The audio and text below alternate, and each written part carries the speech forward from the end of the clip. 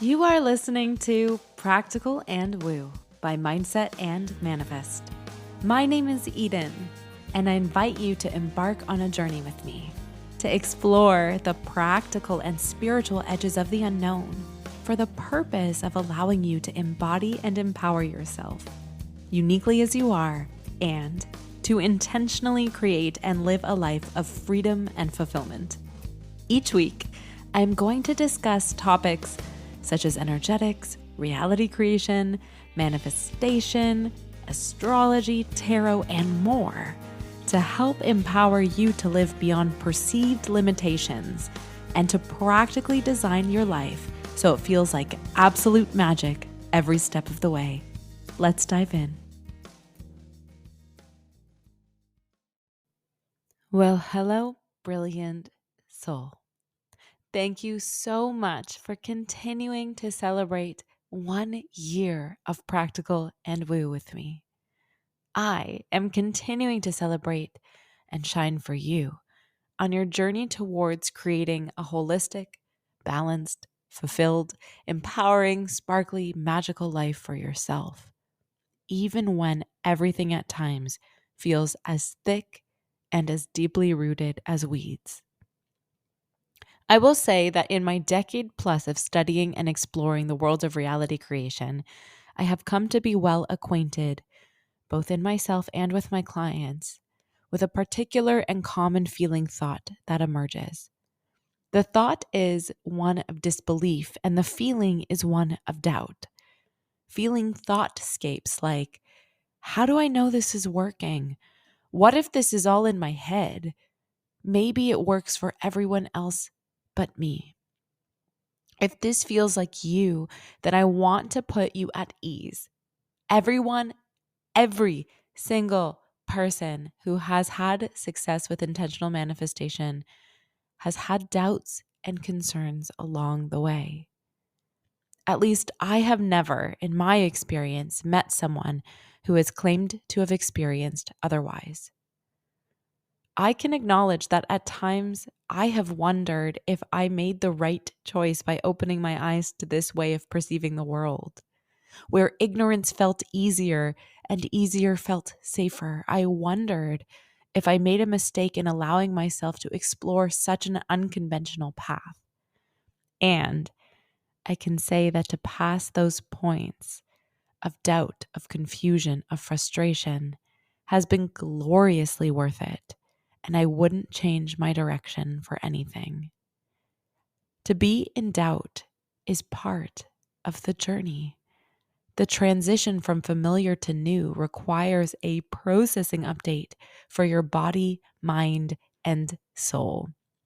And because the nature of this work happens largely in invisible contexts, it makes it difficult to believe in it at times. To help sort out these feelings and this tricky landscape, I want to bring to your attention two phases of manifestation.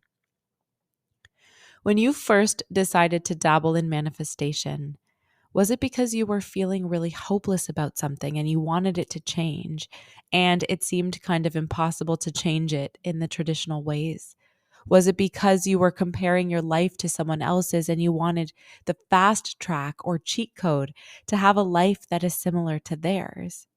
Was it because you've always believed in magic or have wanted to believe in magic, or you liked the idea of magic, and this route felt like a surefire way to fulfill your childhood dreams of having a superpower? Whatever the reason you felt interested in manifestation and reality creation work, I am willing to bet that it felt exciting, that there was a curiosity. Is this really possible? And is it possible for me? I remember when I first watched the movie adaptation of Rhonda Byrne's The Secret, there was a particular account of a young boy who wanted a bike, and only a short time later he received the bike, the exact bike that he had in his mind, the exact bike that he wanted and was told by his parents he couldn't have. This account, coupled with the story of how Jim Carrey became famous, is what initially piqued my interest and launched me into the realm of reality creation. I can acknowledge that my interest in manifestation originated from a desire to have some semblance of control over my life, to make things happen with my mind, and to feel really good about myself. A feeling good about myself that was rooted in needing my external world to look a certain way. At the time I discovered reality creation, I was feeling out of control and petrified and overwhelmed and hopeless. Here was this promise of something that could make me feel happy. Here was something that was suggesting that my life could be painted with the wishes I held in my heart. And I said, sign me up. This is a really common entry portal for intentional manifestation. To have the desire to counter an aspect of your life that feels uncomfortable or burdensome. And when you first start practicing it and opening yourself to the possibilities of it all, it becomes an amazing joy to witness the synchronicities and timely coincidences, to find the perfect parking spots, to get green lights on your way to work, to feel like you have control. This is the first face of manifestation, or I should say phase. Manifestation for the purpose of control or even escapism. Having a glimmer of insight into the mechanism that allows your inner world to manifest externally and feeling like you need to constantly stay on top of it. The type of manifestation work that advocates for you to avoid or to escape difficult experiences or to disallow events from unfolding in any way that is different from the vision of it that you have in your mind. This is the brand of manifestation that is the entryway into recognizing reality creation. And yet, there is an elevated phase, or I should say phase, of manifestation that yields so much more. I call this second type of manifestation for fulfillment. To explore the difference between the two phases of manifestation, I want to paint a mental picture for you. Imagine for a moment that you are under the regime of a dictator.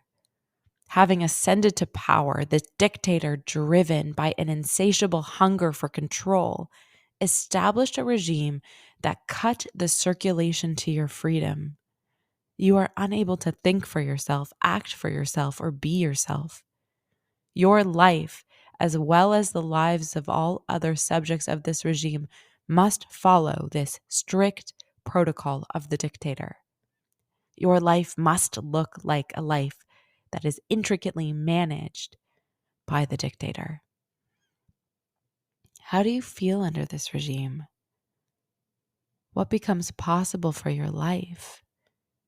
What do you imagine happens if you make a mistake, stray from the laid path, or invoke resistance of any kind?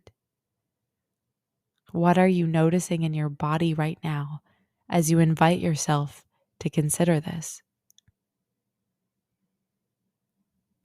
Alternatively, imagine you are a carefree, happy-go-lucky child on a playground. There are endless opportunities for exploration, play, and adventure. You have friends to seesaw with and the chance to reach new heights on the swing set. You are surrounded by fields of beautiful flowers that manage themselves in their growth and 1,000-year-old trees casting delicate protection. You fall off your bike, scrape your knee, and allow yourself to be tended to by compassion and love. You try again. You trust. You learn. You love. You grow. You are invited to play and to explore path after path and learn more about yourself with every step and every chance you take. Breathing in the fresh air and basking in the sunlight. How does this mental picture feel in your body? What do you notice about the difference between the two? The mechanism for manifestation is the same regardless of which path you take, of which face of manifestation you engage with. The energy you are casting in your body draws to you a mirror reflection and experience of the external energy that matches. Yet, the application of control versus surrender yields a different result. Where one path leads to sporadic results and the emergence of an internal battle of forcing your life to look one specific way, and if it doesn't, you feel shattered. And the other offers the knowing that through curiosity, compassion, and surrendering to the adventure, that you not only find your authenticity, not only find your fulfillment, but are given the gifts you wanted in the first place. Until next time.